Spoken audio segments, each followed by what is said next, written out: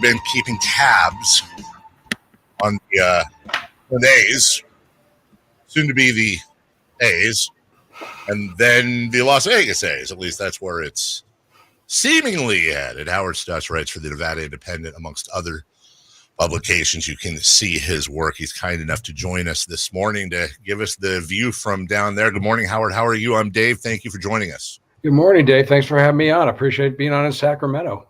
Well, it's interesting times up here, and it's confusing to some, myself included. I am a native Sacramentan. I am over the moon about Major League Sports being in my hometown, being that we have, the Kings and the Sac Republic, if you will. The more the merrier. But this one's a little bit funky because it's John Fisher, so of course it is.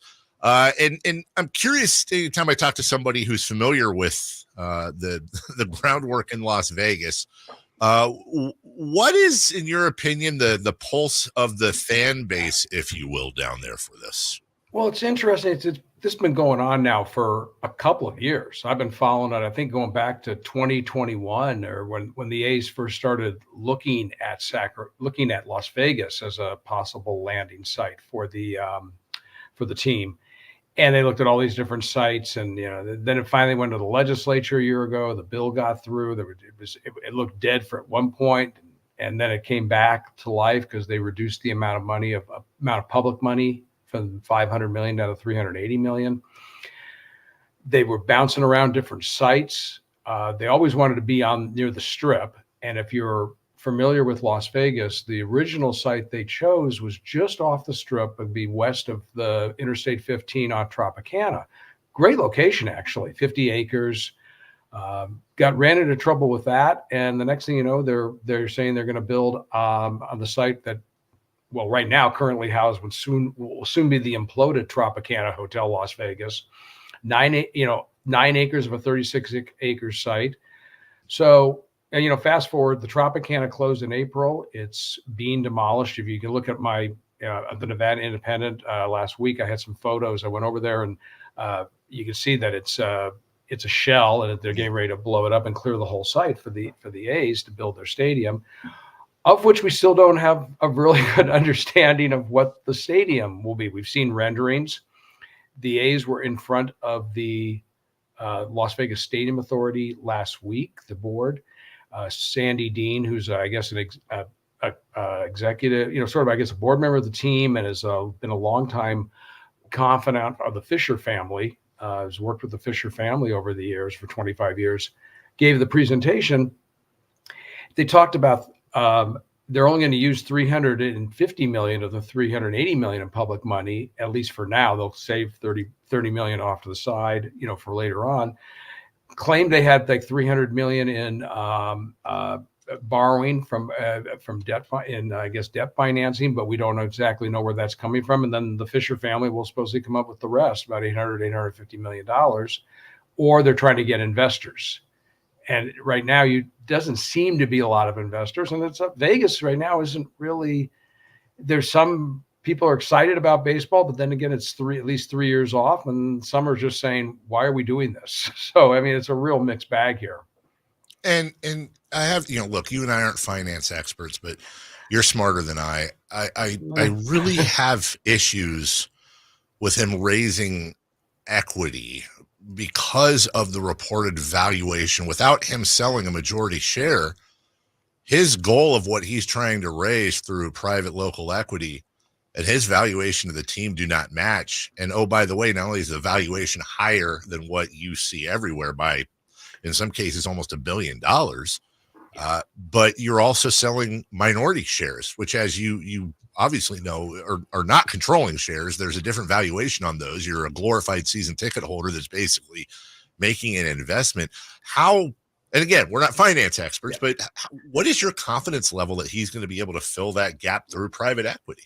It's that's a great question. This is very different from when the Raiders came here. Mm-hmm. That was very clear. It was, you knew there were different buckets of money. There was $750 million in public money that the legislature approved. The Raiders were kicking in about, a bucket. And then there was another bucket of money coming from Sheldon Adelson, the late owner of the Las Vegas Sands Corporation, who pulled out, but Mark Davis then had that covered. But we always knew where the money was coming from somehow. This is very different. It's been different stories back and forth. I think the interesting part is where they're at on the Strip is the only corner of Tropicana and Las Vegas Boulevard that is not controlled by MGM Resorts International. MGM will have about 13,500 hotel rooms within that proximity of where the stadium will be. And so they're a big benefactor to this. They've been brought into this. They saw the renderings early on, before anybody else saw them. I mean, that may be a key somewhere down the line. We've got a few. Here's where we're at. I mean, we're in July. They technically want to have the site cleared and ready to start construction by April of 2025 for a 3-year build out to move here in April of 2028 for the start of the Major League season. It was kind of interesting when they struck the deal in Sacramento for with the share the minor league ballpark. They said 3 years plus maybe a 4th year. So that was kind of weird when you hear that. And right now, I mean, I one of the things they're going through a process, I guess, developing what they need to do for the Sacramento ballpark. And it's a shared responsibility, I guess, between the A's and the River Cats ownership. So I've already circled on my calendar March 31st, April 2nd for the first 3 games up there with the Cubs. So I'm kind of curious to see how this is going to go. I'm hoping to go back to Oakland in September to see the last games there. I went there last year and spent a few games in Oakland and talked to fans. We just don't know really. But I guess getting back to one of your questions about Vegas, the NFL is much different. Sure. And it's 9 games season, maybe some playoffs. The Raiders they've bounced around so many times. Their fan base follows them wherever they go. And you go to a game here in Vegas, and the parking lot is full of California license plates. So it's the Raiders fans travel. Baseball is much different. And most A's fans I talked to in Oakland said, now we're done with the team once they go. A lot of them are done when they come to go to Sacramento even. So, I mean, it's good. That's something they've got to, overcome also at the same time. I think that's an incredible point you just bring up, because you're so dead on when it comes to the Raiders.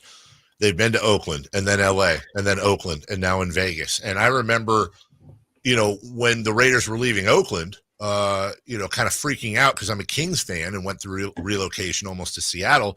And, although I'm a lifelong Niner fan, I hate relocations. So I remember talking to a bunch of my Raider fan friends, like, guys, what are we doing here?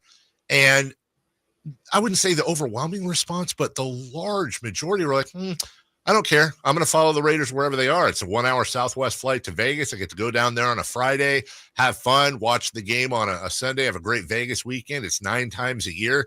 It's about the shield. It's not about the location.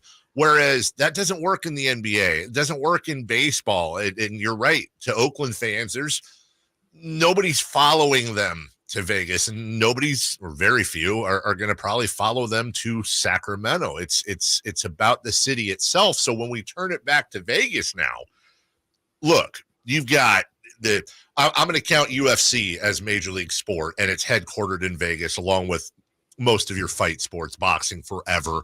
And then you have the Aces, you have the Golden Knights, which seem to be the prime example of what sports can be in Vegas. That town is mad over hockey in the middle of the desert, and I love to see it. You have, as you said, the Raiders now. You've got the NBA almost certainly announcing Seattle and Vegas as the expansion team. So can Vegas have an appetite for baseball, or are we old? And I know this is a question for who knows, but are we looking at kind of a constant road team where your Yankee fans will show up and your Cubs fans will show up? It just doesn't seem like Vegas is as hungry for this as they were for hockey or basketball or football. Well, there was a great story in the LA Times by Bill Shaken last week, who talked to Vegas baseball players who all said this is a terrible idea. And Bryce Harper has been a fan of the Golden Knights from day one, showed up at the games wearing, jerseys and stuff. but he said it should be an expansion team. And that's been one of the arguments. Should this be an expansion team? Will we see it in July? Right now, we're in we have a heat wave here that's ridiculous, 110 degrees here. We have the Aviators who play outdoors. We went to the game last night. I right by my house up here in Summerlin. They have about 5,000 fans there, in the 10,000 seat ballpark. It was hot and it was a fun game to watch, but still, that's the question. In July, when the A's have a home game against who's the worst team in the American League right now, are you going to see 33,000 fans in that stadium? I mean, that's what they're banking on. I don't know the answer to that. I would tend to say no. And then you're right about Major League Sports. Vegas is very excited about the NBA. We have the Summer League here right now. It's the 20th year we've had it here. They get great crowds. You always have these great stories around it. Bronny James, of course, being the big one. But it's all but certain, as you said, Vegas and Seattle are going to get NBA teams. The question only here is, where will the NBA team play in Vegas? Will they go share T-Mobile? Is there a new arena for them? So, yeah, I don't know if it's not the big discussion about, the baseball. That's the biggest question I have.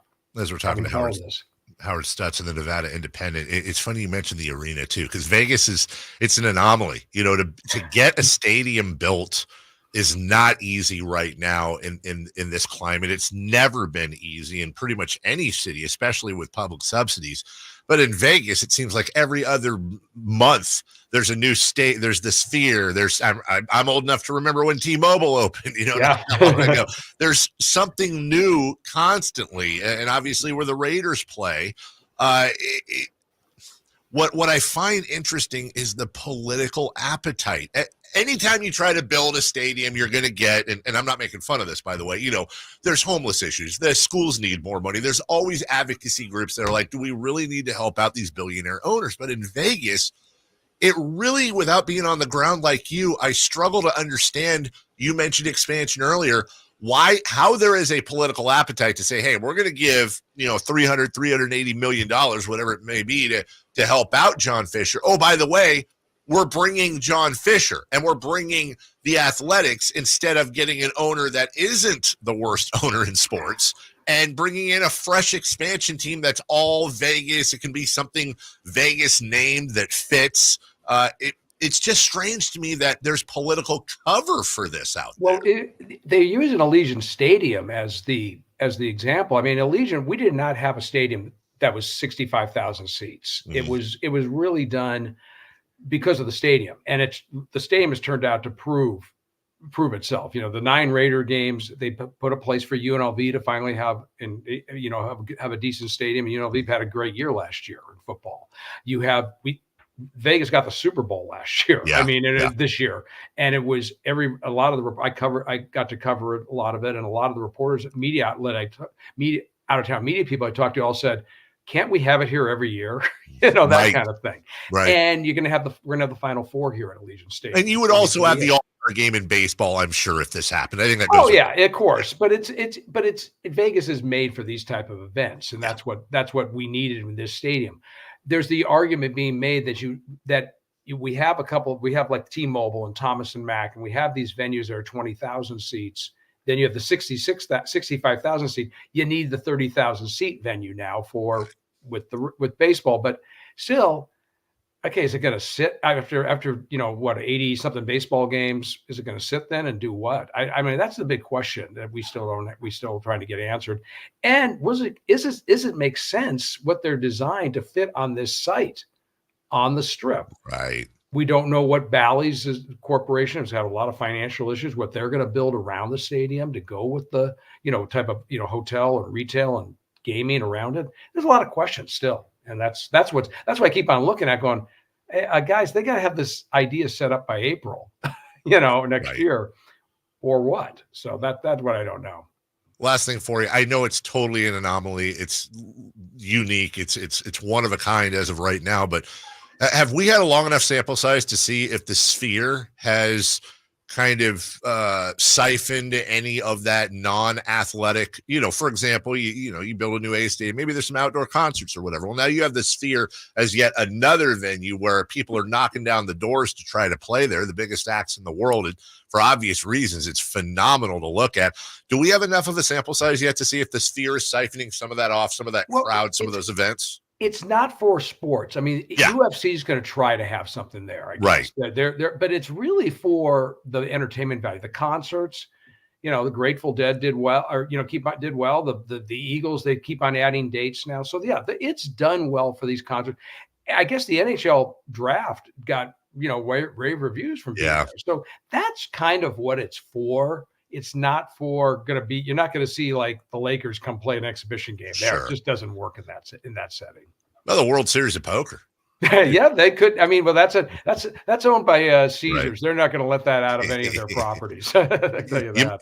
You mentioned earlier the Raiders play 9 home games plus maybe playoffs. I just wanted to remind you it's the Raiders. Yeah, I know. I get it. I know. I did. That's that's a great example though. When you talk about the Raiders, you go to a game. I went to the opener last year against the Steelers. It was 75% Steelers fans. I mean, the terrible towels were waving. It was like being in Pittsburgh. So that's the biggest challenge for the Raiders is all the out of town fans coming in.